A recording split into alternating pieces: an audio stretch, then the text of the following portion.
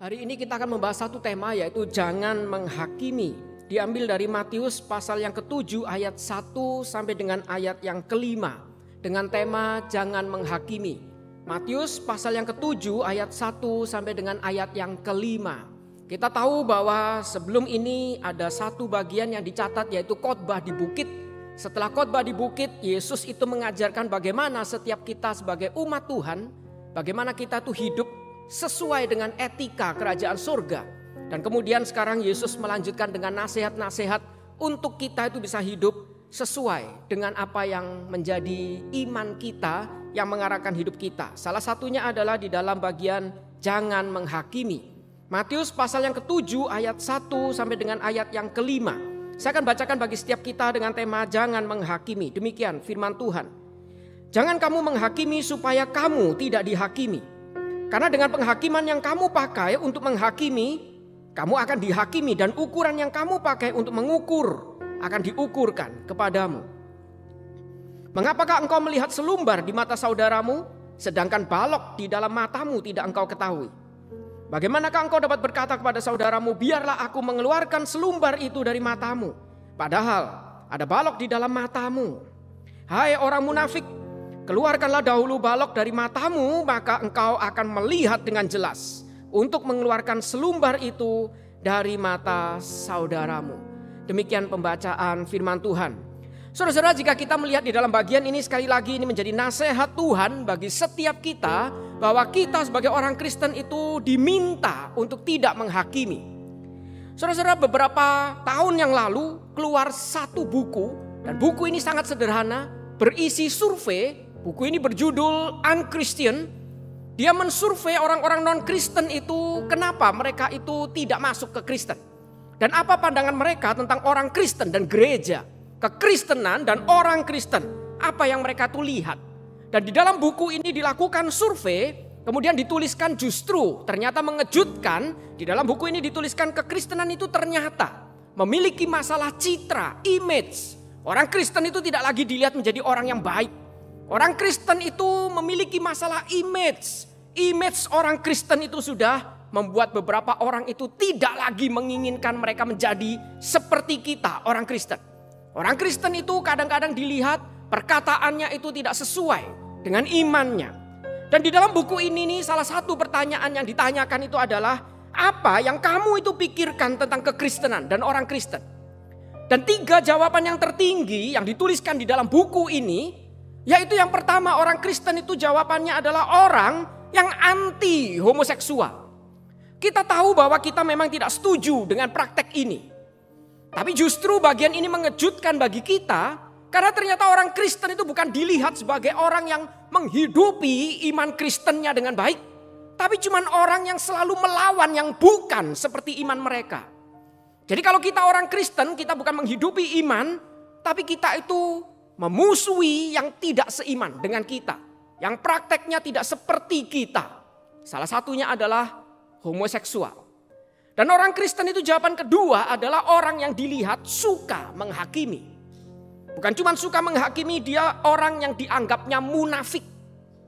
Nah itu orang Kristen. Munafik itu berarti dia tuh sok suci. Seolah-olah dia melabeli orang lain yang tidak sebaik dia. Padahal ketika dilihat hidupnya pun ternyata belum tentu lebih baik. Orang Kristen yang seolah-olah ketika datang ke gereja, saya lebih baik dari orang yang lain.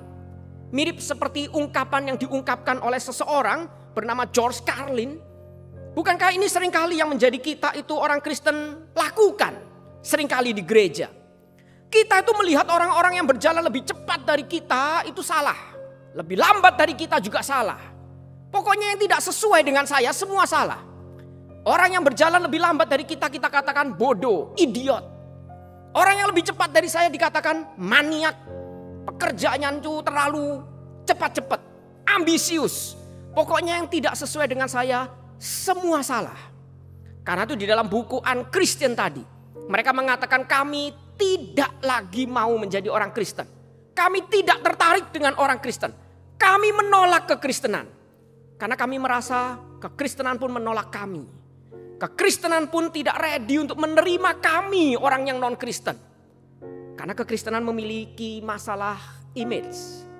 Saudara-saudara, ketika kita dilihat oleh orang non-Kristen, image apa yang mereka itu dapatkan dari kita? Ini memang buku dituliskan di dalam konteks budaya barat di Amerika sana. Tapi saya rasa bukankah ini kadang-kadang tidak berbeda dengan kita orang Indonesia? Bukankah kadang-kadang di Indonesia pun juga sama, kita melihat gereja-gereja. Kadang-kadang kita sebagai orang Kristen, kita itu tidak sabar melihat orang lain yang tidak seperti kita. Kalau kita tuh di gereja kita melayani, kita tuh melihat orang lain yang tidak melayani itu idiot. Orang yang melayani lebih cepat ambisius, maniak.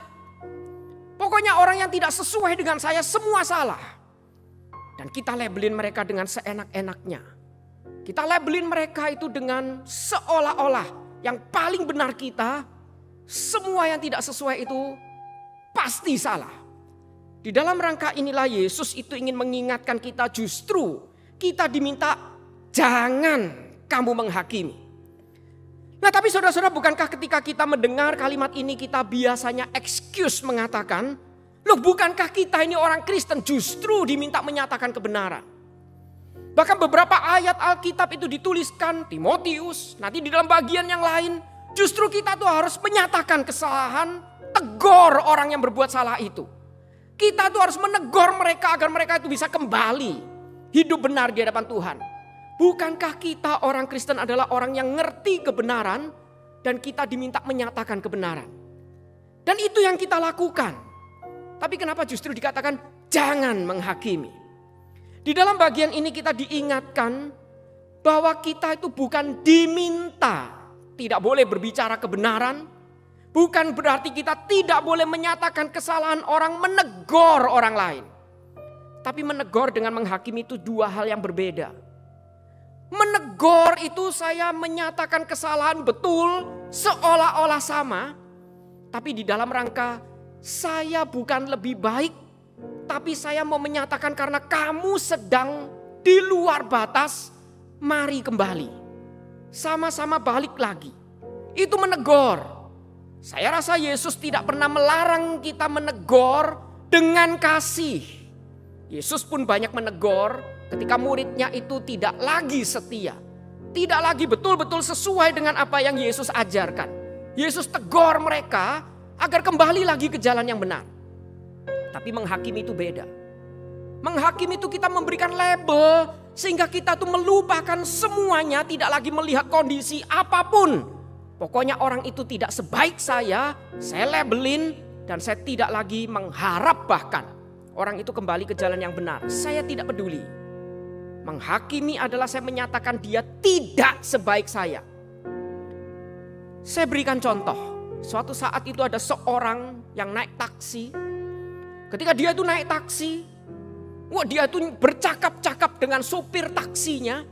Dan orang ini kaget. Ternyata sopir taksinya itu lulusan S2 psikologi.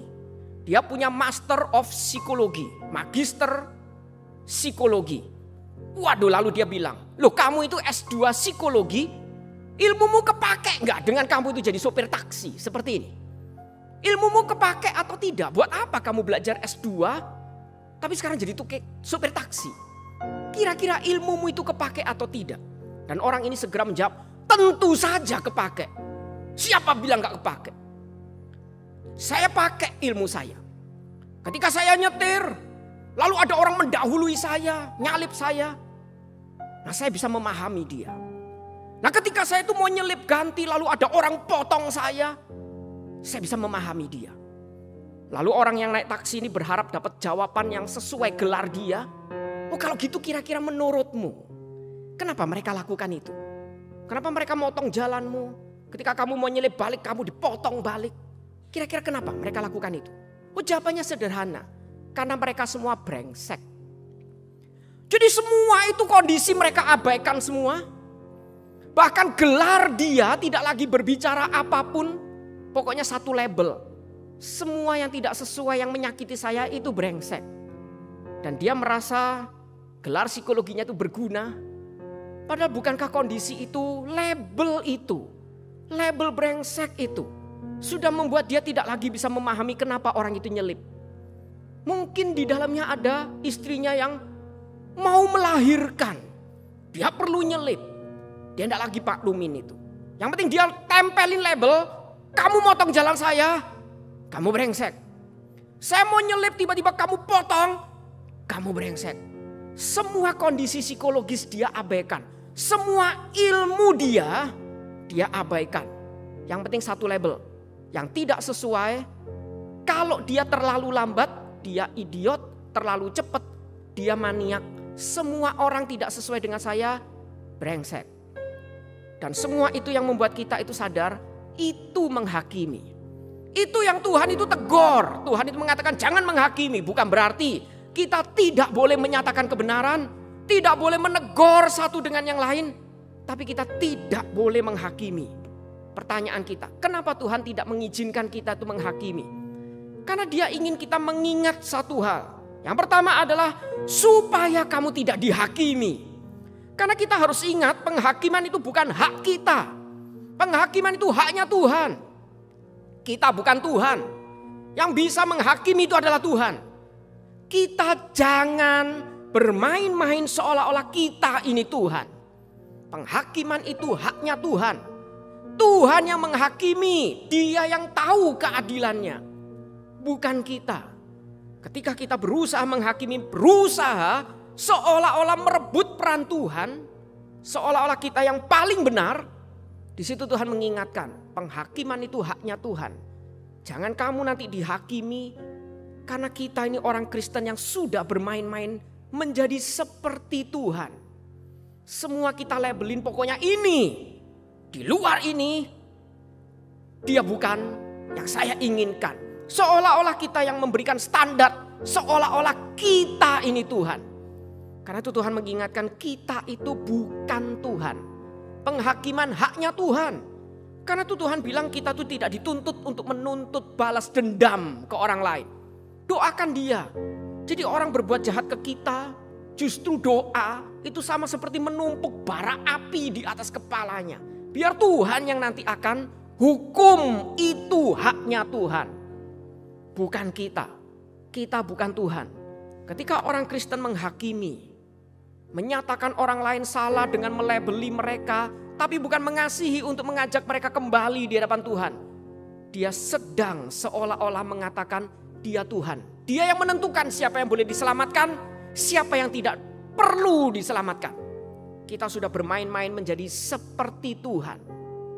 Karena itu Yesus kemudian mengingatkan lagi, kenapa kita tidak bisa seperti ini? Bukan cuman karena itu haknya Tuhan, tapi karena dengan penghakiman yang kamu pakai, kamu juga akan dihakimi. Dengan kata lain, ukuran yang kamu pakai itu akan diukurkan juga kepadamu.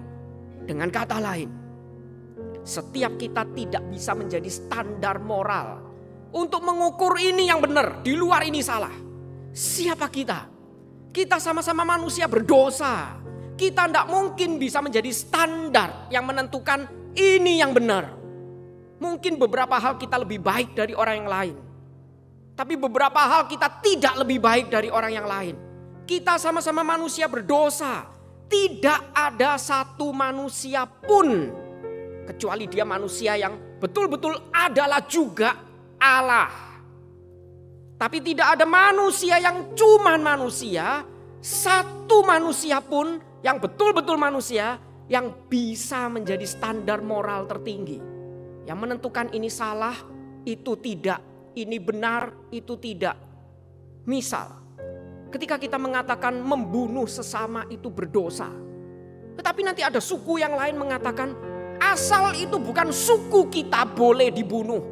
Bahkan mereka boleh makan sesamanya. Yaitu suku pedalaman di mana mereka mempraktekkan kanibalisme. Lalu mana yang benar? Siapa yang benar? Dia mengatakan boleh memakan asal suku sebelah. Jangan suku kita.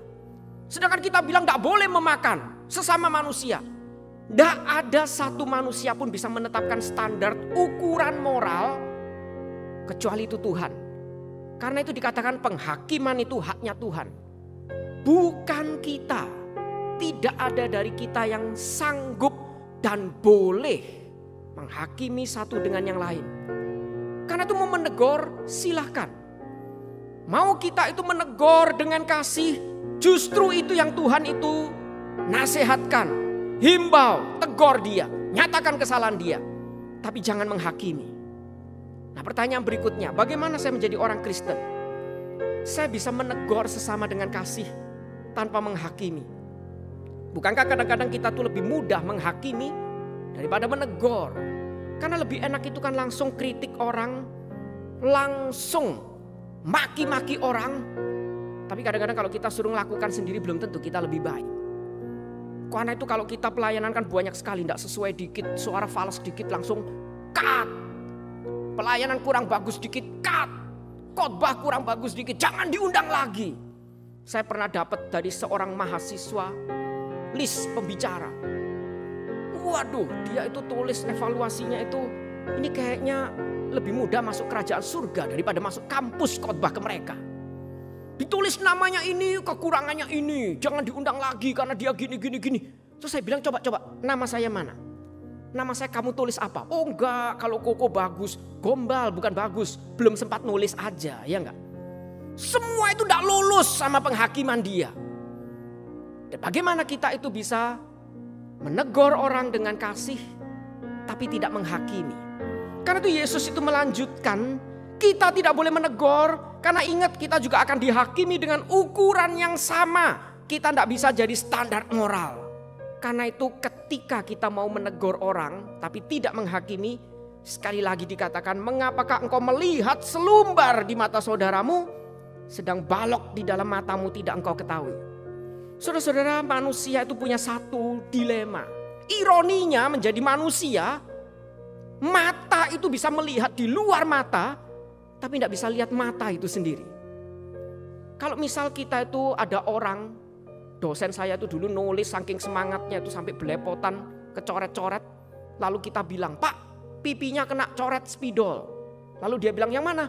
Yang mana? Kanan atau kiri? Kita tidak bisa mengatakan, lu kan punya mata. Lihat sendiri dong. Dia tidak bisa lihat dirinya sendiri. Tidak bisa matanya tiba-tiba copot. Oh ini. Itu menakutkan. Mata bisa mengkritik semua di luar mata. Tapi dia tidak bisa lihat mata itu sendiri. Karena itu saya waktu dulu jadi guru gambar. Saya pernah meminta murid-murid saya itu gambar teman di sebelahmu. Wah, mereka gambar dengan semangat. Semua detail kekurangan di wajah temannya itu digambar semua. Wah, ada tai lalatnya berapa banyak digambar detail semua. Berapa berantakannya rambut itu digambar detail. Sesudah itu selesai saya bilang, sekarang di sebelahnya gambar wajahmu sendiri. Mereka diam, tidak bisa gambar. Lalu mereka bilang, bagaimana bisa, kan tidak ada kaca. Saya bilang, loh kan kamu tadi pagi ngaca. Apalagi saya percaya yang cewek-cewek ini kalau usia sekolah itu kan lagi puber-pubernya itu biasanya mandi 5 menit, ngaca 10 menit, 50 menit gitu kan. Jadi ngaca begitu lama masa lupa wajahmu seperti apa. Jadi berdasarkan ingatan itu gambarkan wajahmu sendiri. Mereka tetap kesulitan gambar, akhirnya mereka gambar apa adanya. Gambar itu jadi tapi tidak detail. Tai lalatnya dimanapun tidak ada yang bisa menggambarkan.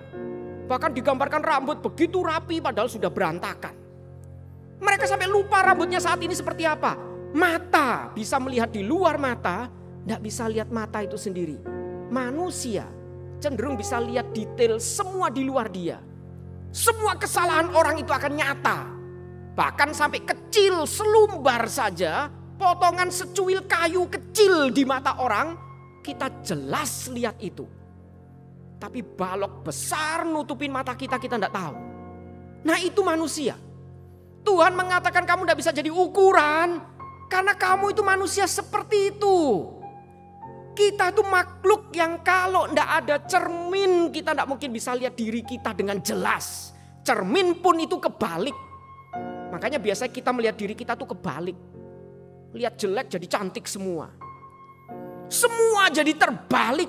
Kita lihat cermin pun kita melihat diri kita dengan terbalik. Kita itu tidak bisa melihat diri kita. Bagaimana kita bisa menolong orang lain. Jadi bagian ini Yesus ingin menegur kita mengatakan sadar. Kalau kamu mau menghakimi orang lain ingat. Mau menegur orang lain agar tidak menjadi penghakiman ingat. Setiap kita itu adalah orang yang harusnya lihat diri sendiri sebelum kritik orang lain. Diri sendiri kalau lakukan bisa baik enggak? Saya pernah mendengar ada jemaat bilang, khotbahnya jelek. Saya cuma bilang, besok lu yang khotbah. Enggak mau dia. Dikira khotbah gampang. Ya memang khotbah saya jelek. Tapi kamu khotbah mungkin lebih jelek gitu kan. Tapi kadang-kadang kita sekedar kritik, khotbahnya jelek. Seolah-olah kita sanggup khotbah dengan lebih baik. Kadang-kadang kita mengkritik orang lebih mudah daripada melihat diri sendiri. Tuhan bilang, bagaimana engkau dapat berkata kepada saudaramu, ayo aku mau keluarkan selumbar itu dari matamu. Secuil kayu kecil dari matamu itu loh, ada itu di matamu. Saya mau keluarkan itu, saya tegur kamu. Tapi sementara diri kita mata ada blok kayu besar, kita tidak sadar. Nah, karena itu dikatakan, hai orang munafik, keluarkanlah dahulu balok dari matamu itu biar kita jelas melihat orang lain. Kalau ada yang menghalangi begitu besar, gimana kita bisa mengatakan orang ini baik, orang ini salah, orang ini tidak baik. Selumbar yang kecil itu akan jelas kita lihat kalau mata ini sudah kita itu clear, balok itu kita singkirkan. Karena itu dikatakan, hai orang munafik. Saudara-saudara, orang munafik itu biasa kita katakan orang yang perkataan dan kehidupannya tidak sinkron. Munafik itu ketika di depan itu ngomong baik-baik, ternyata di bawah itu kelakuannya tidak seperti yang dia itu katakan. Orang munafik adalah orang yang memakai topeng sehingga menutupi kebusukan dia seolah-olah dia tampil baik, padahal itu bukan yang asli. Itu munafik. Tuhan mengatakan jangan jadi orang munafik.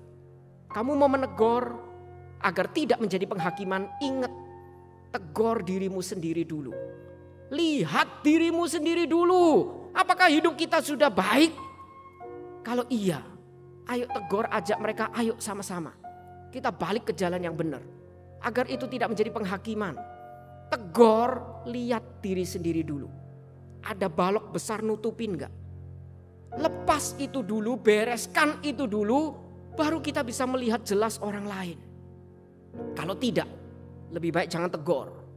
Nanti teguran itu menjadi penghakiman buat setiap kita. Kita tuh menghakimi orang lain. Karena kita melihat dengan tutupan yang begitu besar, kita tidak bisa melihat orang lain dengan jelas. Karena kita pun penuh borok. Karena itu Tuhan bilang jangan menghakimi. Karena penghakiman itu haknya Tuhan. Kamu tidak sanggup menjadi standar moral. Ukuranmu itu tidak sah. Dan beresin dulu hidupmu sebelum tegur orang lain. Jika tidak, teguran itu akan menjadi penghakiman. Saya berikan satu ilustrasi. Suatu saat itu ada seorang suami itu jengkel sekali sama istrinya. Karena istrinya tuh dirasa mulai berubah. Cuek. Bahkan kalau ngomong sama istrinya itu waduh. Harus diulang berkali-kali dengan teriak baru dia itu bisa jawab. Suaminya jengkel sekali. Lalu suaminya tuh bilang mungkin istrinya ini udah mulai terganggu pendengarannya, udah mulai tuli. Nah kebetulan dia tuh punya temen, itu dokter ahli telinga. Temennya dia. Lalu dia karena mengasihi istrinya, karena dia orang Kristen, gak boleh ceraiin istrinya. Masa tuli dikit ceraiin, tuli cerai. Wah nanti gak boleh lagi jadi majelis GKY. Oh jadi dia lebih baik jangan diceraikan. Saya konsultasi ke teman saya, mumpung punya teman dokter bisa konsultasi gratis. Dia datang ke temannya. Dia bilang, ini ya istriku ini waduh akhir-akhir ini tulinya kebangetan. Saya kalau ngomong sama dia gak pernah dijawab. Teriak baru dia jawab. Jadi bagaimana cara ngobatin dia? Dia ini bisa masih diobati atau sudah gak bisa lagi harus dioperasi. Gimana caranya tahu untuk nolong dia? Si dokter ini kemudian bilang kamu lakukan tes. Nanti kamu pulang, coba kamu bicara sama dia dalam jarak 5 meter. Kamu ngomong sama dia. Kalau dia gak dengar, kamu maju. Jarak sekarang 3 meter. Ngomong lagi sama dia. Dia gak dengar lagi.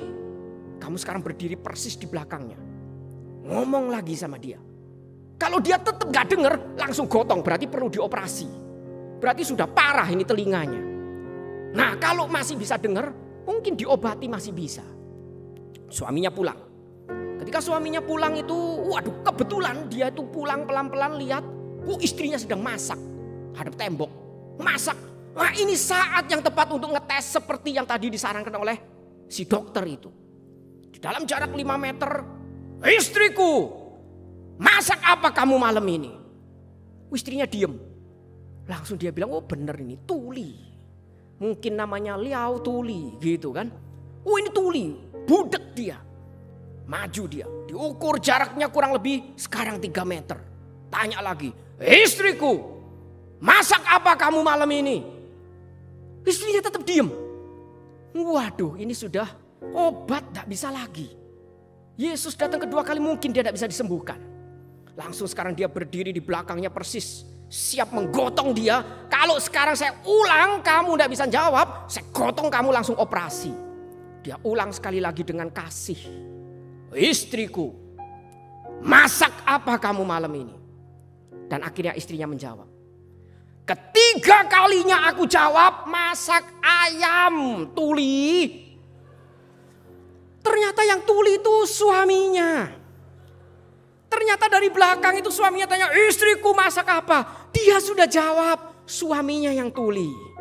Maju lagi, istriku masak apa kamu malam ini? Dia sudah jawab lagi, suaminya yang tuli.